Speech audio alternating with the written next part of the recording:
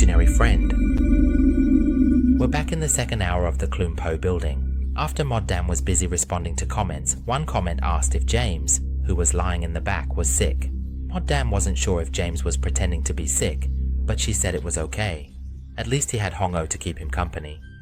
Then Moddam received a call from home about a ghost story. It was from a mother named Poupée, who shared an experience from years ago when her daughter was 4 or 5. Poupée, a single mother, worked hard to support her child, so she sent her daughter to stay with her own mother in the countryside. As her mother's health declined, requiring frequent hospital visits, Poupée brought her daughter back to Bangkok. She adopted a modern lifestyle, sharing stories on social media. On the day she drove to pick up her daughter from Surin, she live-streamed, chatting with her audience. Her daughter Pan Paeng was displeased with her mother's attitude, showing frustration. Poupée managed her daughter's mood while engaging with fans who asked about her daughter. After moving back to Bangkok with her daughter, she adopted a modern teenage lifestyle, sharing stories on social media. Her page wasn't famous but had a decent following. On the day Poupée drove to pick up her daughter from Surin, she live-streamed, showcasing her confidence while interacting with her audience. However, her daughter Pan Paeng was displeased with her mother's attitude, showing frustration. Poupée managed her daughter's sulkiness while adding fun to the condo. Fans shifted the topic to her daughter, prompting her to say hello. Initially reluctant, Pan Paeng eventually agreed. The strange events began when she greeted in unfamiliar words, which turned out to be Khmer, surprising both Poupée and the viewers. Pan Paeng, Poupée's daughter, was different. She showed displeasure through stubbornness. Poupée managed her sulkiness while adding fun to the condo. Fans asked about her daughter, and she encouraged Pan Paeng to greet viewers. Initially displeased, Pan Paeng agreed after coaxing. The oddity began when she greeted with unfamiliar words. Poupée realized it was Khmer, surprising her and viewers. Many commented on Pan Paeng's Khmer skills, as Poupée said her family spoke Central Thai. Poupée clarified they didn't speak Khmer, then asked Pan Paeng where she learned it. Initially, Pan Paeng was reluctant to say hello, but after her mother's coaxing, she agreed. The oddity began when she raised her hand to greet, but the words were unfamiliar. Poupée, confused, realized the greeting was in Khmer, surprising her and the viewers. Online, people teased about Pan Paeng's Khmer skills since Poupée had said her family spoke Central Thai. Poupée clarified that her family didn't speak Khmer to reassure viewers. She asked Pan Paeng where she learned it. Pan Paeng, busy with a snack, said she learned it from Pui Pui. Curious, Poupée asked, "Who is Pui Pui?" Pan Paeng, still focused on her snack, replied, "Pui Pui is a friend." People on social media were teasing about Pan Paeng's Khmer language skills, since Poupée had mentioned that her family always communicated in Central Thai. After reading those comments, Poupée quickly clarified confidently that her family definitely did not speak Khmer to ease the viewers' doubts. She then turned to Pan Paeng and asked where she had learned that greeting from. Pan Paeng mentioned she learned a phrase from Pui Pui. Poupée asked, "Who is Pui Pui?" Pan Paeng replied, "Pui Pui is a friend." Poupée teased her daughter during the live stream, explaining she learned Khmer from a countryside friend. Before she could finish, Pan Paeng interrupted, saying Pui Pui was a teddy bear, not a neighbor. Suddenly, the teddy bear fell from the back seat, shocking the viewers. Moddam fastened her seatbelt and pretended to reach back. Poupée ended the stream and pulled over. She then taught Pan Paeng about the dangers of moving around in the car. Poupée teased her daughter during the live stream, explaining she learned Khmer from a friend. Before she finished, Pan Paeng interrupted, saying Pui Pui was a teddy bear. Poupée wondered how her daughter learned Khmer from a teddy bear. The teddy bear on the back seat fell, shocking viewers. Before Poupée reacted, Moddam fastened her seatbelt and pretended to reach back. Realizing the danger, Poupée ended the stream and pulled over. She taught Pan Paeng about the dangers of moving in a car, using a serious tone. While scolding, Poupée noticed a dark mark on Pan Paeng's arm, but dismissed it, complaining about her mother's care. They continued their journey to Bangkok. Suddenly, the teddy bear on the back seat fell, shocking the live stream viewers. Before Poupée could react, Moddam fastened her seatbelt and reached for the back. Realizing the danger of streaming while driving, Poupée ended the stream and pulled over. She used the moment to warn Pan Paeng about the risks of moving in a car, speaking seriously unlike her usual cheerful self. While scolding, Poupée noticed a dark mark on Pan Paeng's arm, but dismissed it, blaming her mother for not keeping Pan Paeng clean. They continued to Bangkok, and at home, Poupée showed Pan Paeng her room. Pan Paeng whined about wanting to sleep with her mom, but Poupée, needing privacy, persuaded her to sleep alone. While driving, Poupée's tone became serious, contrasting sharply with her cheerful personality during the live stream earlier. As she was scolding her daughter, her eyes suddenly caught a strange dark mark, resembling dust, on Pan Paeng's arm. However, Poupée didn't think much of it. She just complained that her mother wasn't taking good care of Pan Paeng and should help her clean up. After that, the mother and daughter continued their journey back to Bangkok.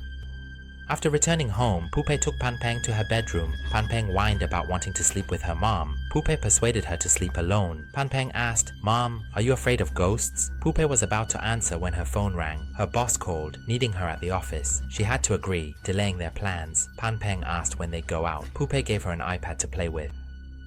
After a while of persuading her to stay home, Pang started asking strange questions about whether Poopei was afraid of ghosts. She was surprised by her daughter's question, but before she could answer, her cell phone rang. The boss is calling Poopei, asking her to come into the office. She has to agree and delay taking her daughter out. Pan Paeng is disappointed and asks when they will go out, but Poopei can't give an answer because of work, so she decides to bring out the iPad for her daughter to distract her. On the way, her mother scolds her for leaving Pan Paeng alone. Her mother wants Poopei to use an amulet on Pan Paeng until age 5, then stop if they want. However, Poopei, a modern woman, declines the superstition. That night, after work, it is quiet. A single bulb lights the first floor. Poopei sees Pui Pui, Pan Paeng's teddy bear, alone in the house. Before rushing off to work, Poopei received a call from her mother, who scolded her for leaving Pan Paeng home alone. Her mother clearly insisted that Poopei should put a protective amulet on Pan Paeng until she turned 5. After that, if they wanted to stop using it, that would be fine. However, Poopei was a modern woman and didn't believe in such superstitions, so she declined and had no intention of following her mother's advice. Late that night, after Poopei returned from work, the house was quiet with only a single bulb lit. She noticed Pui Pui, Pan Paeng's teddy bear, alone in the middle of the room. Curious but unconcerned, she assumed Pan Paeng left it there and took it upstairs. Hearing her daughter chatting from her room, she saw Pan Paeng drawing on the iPad, seemingly talking to someone. Poopei dismissed it as imagination and started a live stream of her daughter. The online comments praised Pan Paeng until one suggested she was talking to a spirit. Poopei, skeptical of superstitions, responded firmly. A commenter challenged her disbelief, suggesting she stand under her legs, which unsettled her. Distracted, she saw someone enter the kitchen, assuming it was her hungry daughter, and followed. However, she didn't pay any attention to it, thinking it was her daughter's imagination. So, she started a live stream of her daughter as usual. Comments praised the girl until one noted Pan Paeng seemed to talk to a spirit. Poopei paused, not believing in superstitions, and typed a response. The commenter suggested standing under her legs before she ended the stream. Poopei was displeased but a bit worried. Lost in thought, she glimpsed someone in the kitchen, assuming it was her hungry daughter. She followed but found no one there.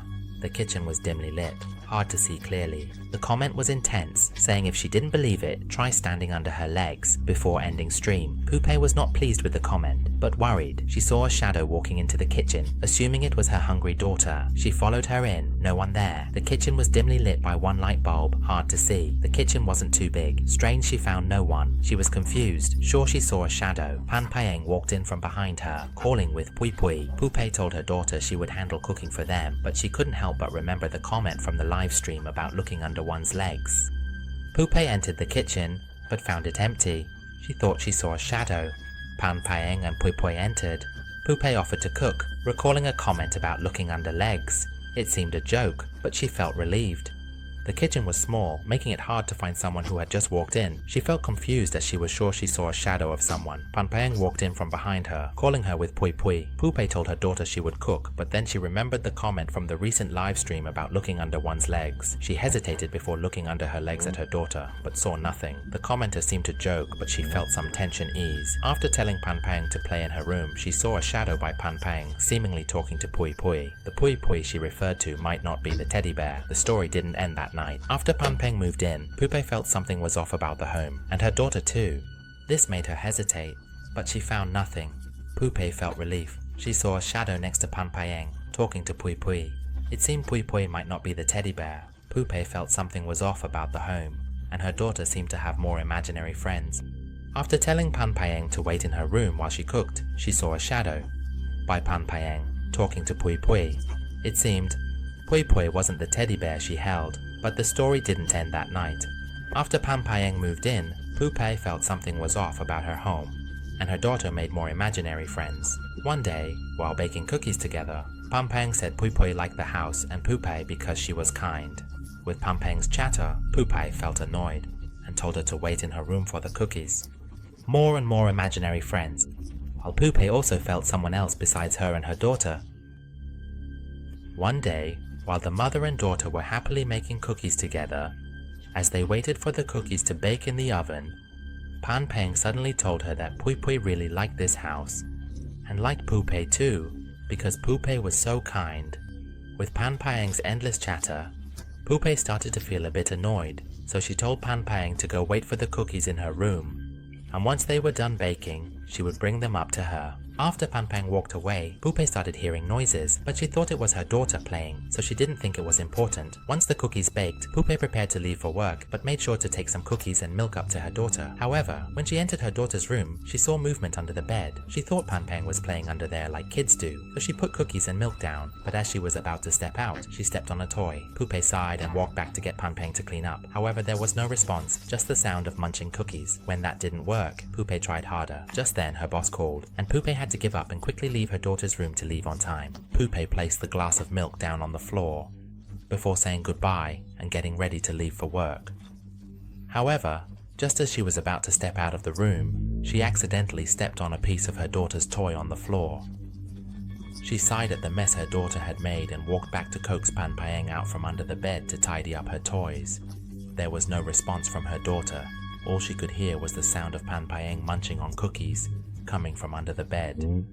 Seeing that a soft approach wasn't working, Poopei tried to get Pan Peng to come out. Just then, her boss called, and Poopei had to leave quickly for her appointment. As she stepped out, she was shocked to see Pan Peng, who had just returned from another part of the house. This made her wonder who had been making noises earlier. Feeling uneasy, Poopei decided to check under the bed. However, the strange sounds had disappeared, leaving her with an odd feeling. After gathering her thoughts, Poopei pulled the bed cover off and saw Pan Peng's favorite teddy bear, surrounded by scattered snacks. Poopei scolded Pan Peng for the mess, but Pan Peng insisted it wasn't her. The one who hid the snacks was Pui Pui. Poopei started to feel uneasy, so she put work aside to get a mop and check under the bed. The strange sounds from earlier had disappeared, leaving her feeling odd about her home and daughter. After gathering her thoughts, Poopei finally decided to pull the bed cover off. First, she saw her favorite teddy bear, which she thought was Pui Pui. Snacks were scattered around the teddy bear. Poopei warned Pan Peng not to mess the room, but Pan Peng insisted it wasn't her. Pui Pui had hidden the snacks. Hearing that, Poopei lost patience with her daughter's imaginary friend, seeing it as an excuse. Not wanting to scold, she pretended to tell Pan Peng to warn Pui Pui to keep clean or go back to Surin. As she finished, the lamp fell as if knocked over. Snacks were scattered everywhere. Pan Peng insisted it wasn't her. Pui Pui hid the snacks. Poopei grew impatient, seeing it as an excuse. To avoid scolding, she pretended to warn Pui Pui to clean up or be sent back to Surin. Suddenly, the lamp in a photo fell, breaking. Poopei used this to teach her daughter that messiness could be dangerous. But when she heard that, Poopei started to lose her patience with her daughter's imaginary friend, because she saw those words as just an excuse to avoid blame. Not wanting to scold her daughter, she decided to pretend to tell Pan Peng to inform Pui Pui that if she didn't keep things clean, she would send Pui Pui back to Surin. As soon as she finished saying that, suddenly the lamp in the room fell down, as if it had been intentionally knocked over. In addition, a family photo fell down and shattered. I was momentarily speechless. Before using the situation to teach my daughter that disorganizing things could be dangerous.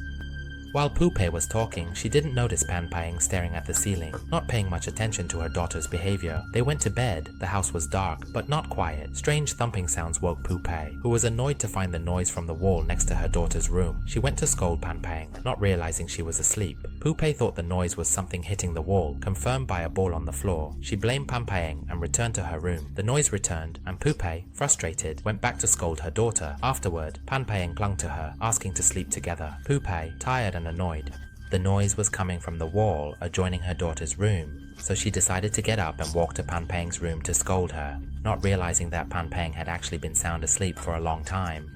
Poopei convinced herself that the sound, which resembled someone throwing something against the wall, was caused by Pan Peng. The sight of a ball lying on the floor only confirmed her irritation, leading her to believe that Pan Peng was the one causing the disturbance before she walked back to her room. But as she was about to lie down, the noise came back and Poopei was fed up. She stormed back to her daughter's room feeling angry. After scolding her, she went back to her room to sleep again. This time, Pan Peng jumped in and clung to her, asking if she could sleep with her. However, Poopei, tired from work and annoyed from the earlier events, refused her daughter and walked back to her room. That night passed uneventfully. The next morning, Poopei went to work as usual, but when she returned home late at night, she found her house in complete disarray, as if there had been an explosion of emotions and things everywhere. Poopei immediately blamed her daughter as the first suspect.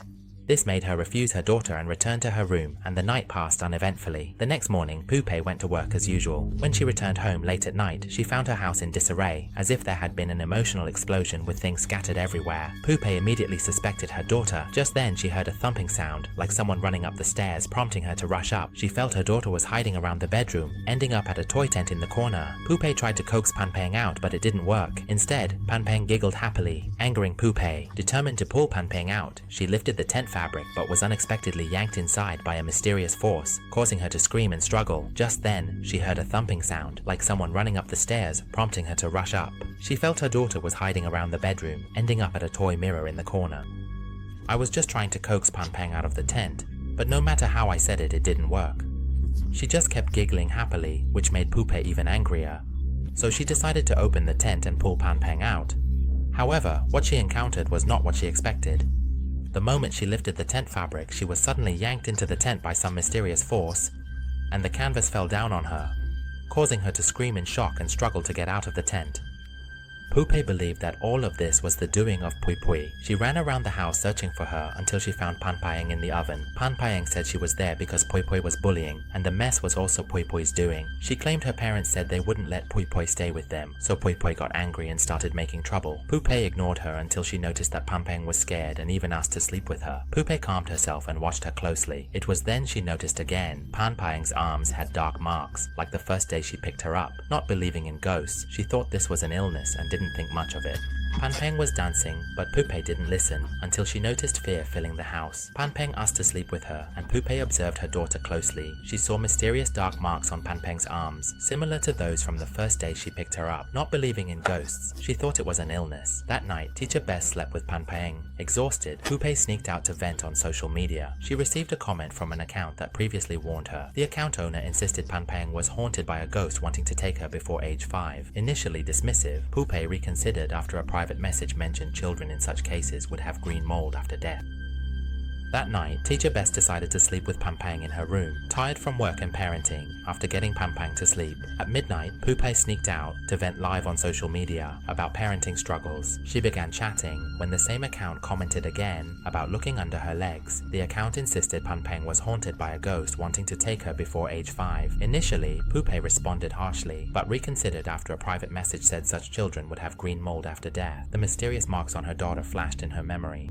The owner of that account asserted that Panpeng's symptoms were those of a child being haunted by a ghost that wanted to take them away before they turned 5. Poupée reacted sharply, but when that user sent her a private message saying such children had green mold after they died, Poupée reconsidered. The mysterious marks on her daughter's body flashed in her mind. Poupée remained skeptical, thinking it was just superstitious nonsense. Meanwhile, she stared at the talisman her mother had left her. Suddenly, Poupée heard her daughter's voice from the next room, speaking an unfamiliar language. It was Khmer, and she was shocked her daughter spoke it. The mysterious marks that appeared on my daughter's body began to flash back in my memory.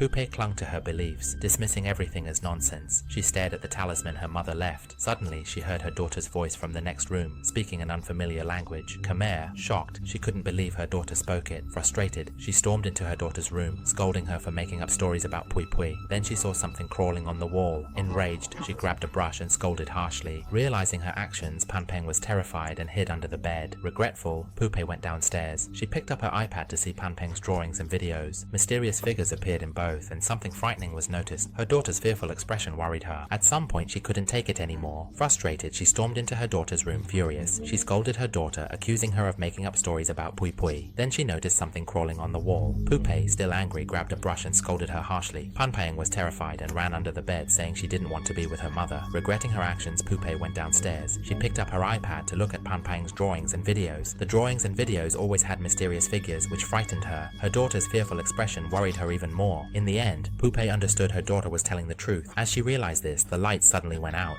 Poupée, regretting her actions, went downstairs to calm down. She picked up her iPad to view Panpeng's drawings and videos recorded when she was alone. Mysterious figures appeared in both, and Poupée noticed something frightening. Her daughter's fearful expression increased her worry. Poupée realized her daughter was truthful. As she intended to find Panpeng, the lights went out. Worried about Panpeng, especially with stories of spirits taking children, she ran to her daughter's room. Reaching under the bed, she felt something, but it wasn't her daughter. A dark figure crawled out, and a strange voice echoed.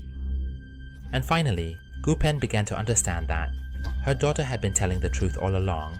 As she came to her senses and was about to go up to the room to find Pan Pang, suddenly, the house suddenly went out for no reason. Poopay, who understood everything, felt extremely worried about Pan Pang. The stories about evil spirits taking children away before they turned 5 kept swirling in her mind. She decided to run back up to her daughter's room, hoping to pull Pan Pang out from under the bed. However, when she reached in, she felt something tangible, but it wasn't her daughter. Instead, it was a dark figure slowly crawling out, and suddenly a strange voice echoed in her ears, whispering the word lonely in a sobbing tone. The word lonely made Poopay scream. She ran to the bathroom, shutting the door. Pan Pang's cry for help was heard. She gathered courage to open the door, but it was pounded on. A voice taunted her, saying the ghost Poopay would show herself. The sounds echoed as if to drag her down. Poopay was paralyzed. She also noticed that both of her arms were dirty with mysterious marks, just like her daughter's. While she was confused and scared, she heard a voice coming from the other side of the door. It was a cry for help from Pan Pang. Hearing this, her maternal instincts kicked in, and she slowly gathered the courage to open the door.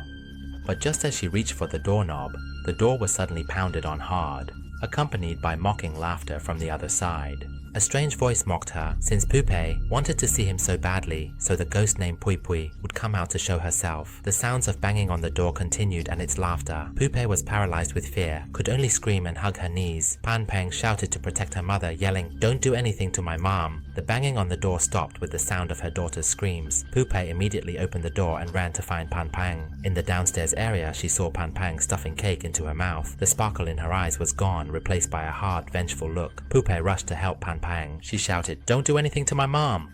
The evil spirit shifted its target back to Pan Pang. The banging on the door stopped. Poopay, shocked, opened the door and ran to Pan Pang. Downstairs, she saw Pan Pang eating cake with a vengeful look. Downstairs, Poopay saw Pan Pang eating cake. Her daughter's eyes had a vengeful look. Poopay was attacked by the spirit in Pan Pang. She remembered the talisman and ran upstairs, but the spirit blocked her, slamming her into a mirror. Poopay pressed the talisman to Pan Pang's neck, but she was suddenly attacked by the evil spirit in her daughter's body. In that moment, she remembered the talisman her mother had given her. Poopay quickly ran back upstairs to get the talisman, but the spirit in her daughter's body blocked her way, slamming her against the mirror with full force, intending to kill her. The sounds of screaming mixed with the struggle against the evil spirit in her daughter's body. No matter how much pain she was in, Poopay gathered her strength and managed to press the talisman against Pan Pang's neck.